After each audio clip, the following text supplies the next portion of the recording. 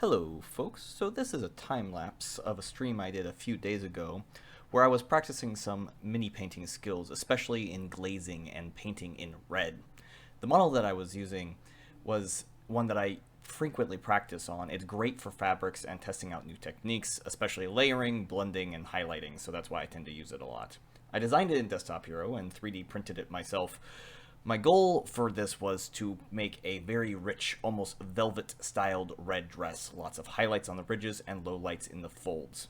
I started out doing all this with a base coat of cobalt red, which is kind of a reddish purple, but is really the base layer that I wanted to build up from for the rest of the model.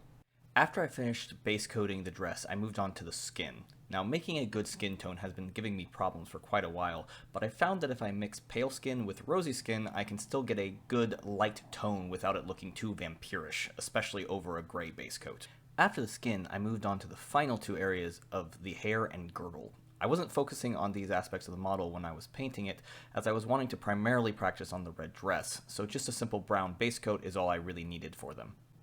That being said, you still want to make sure you have a good solid base coat down so you don't have any of that pesky gray primer peeking through in your final result.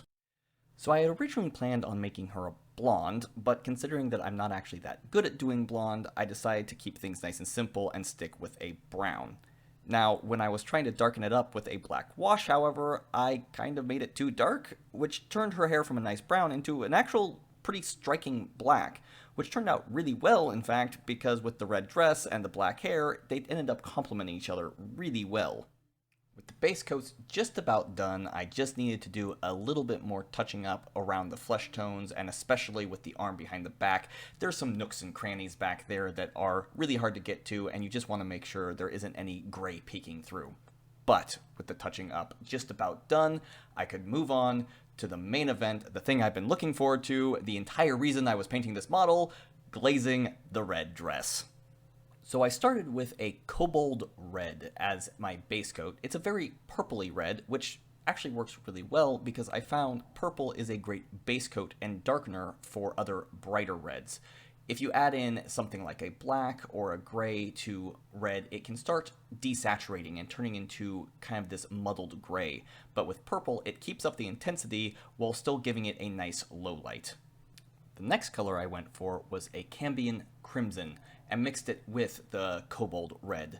This starts brightening it up, and with the glazing technique of really thinning out your paints, and I mean really thinning out your paints, and then letting the excess moisture wick off, you end up putting on these incredibly thin layers over and over and over again, and with just very patient application, you end up building up these highlights, especially along the ridges, in a very smooth transition without the hard lines if you were using a thicker paint.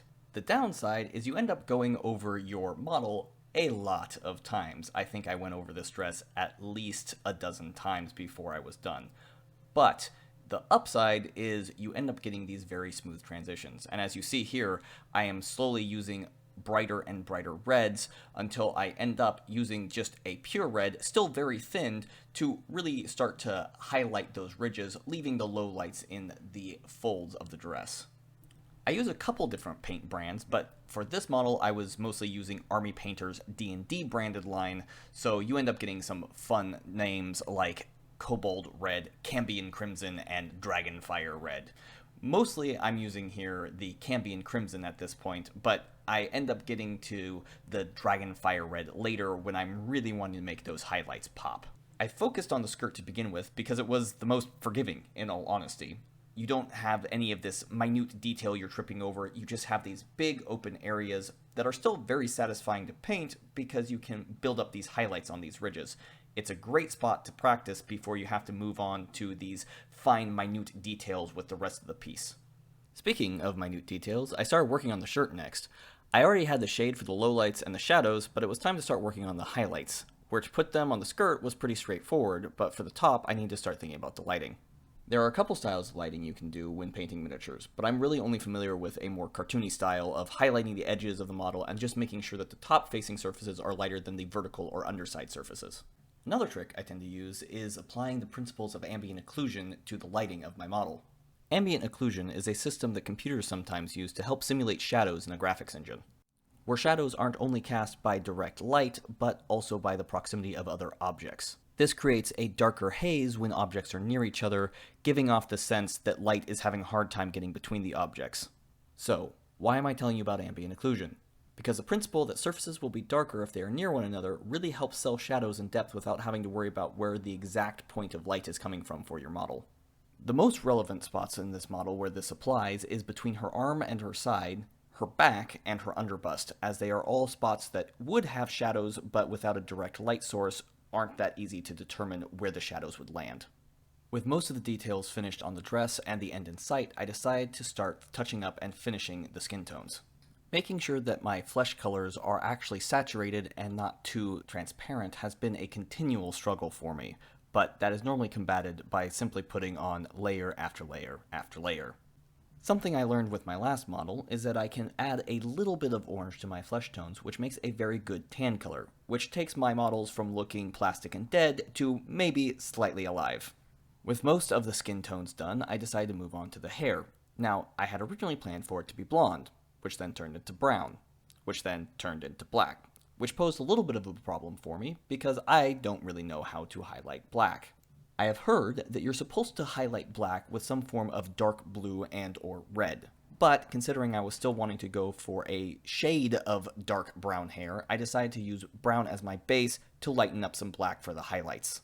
Ultimately, this only gave the hair a few mild highlights instead of taking it from the black that it was to the brown that I wanted it to be. However, the black hair complements the red dress very well, and in the end I was really happy with the result. With the hair done, I moved on to the final detailing of the piece. With a fine-tipped brush, I put a few extra patterns onto the girdle to give it some visual interest, and then with Dragonfire Red, hit up the final edging and highlights for the rest of the piece. This time, not really concerned with a smooth transition between shades, I hardly watered down the red to give it as much saturation as possible, giving it the brightest contrast with the shadows of the rest of the piece. And with some final detailing along the collar and the brightest highlights, the piece was done. In the end, I was really happy with how this turned out. The plan was to make a smoothly shaded red dress, and I feel like I did that quite well. And even the mix-up with the hair turned out really well, as I think the black ultimately turned out better with the red dress than the brown would have. And that just about does it. I hope you found this video worth your time, and if you're interested in more stuff that I do, I try to put a video out at least by Friday each week, and I stream on Tuesdays at around 1. See you around.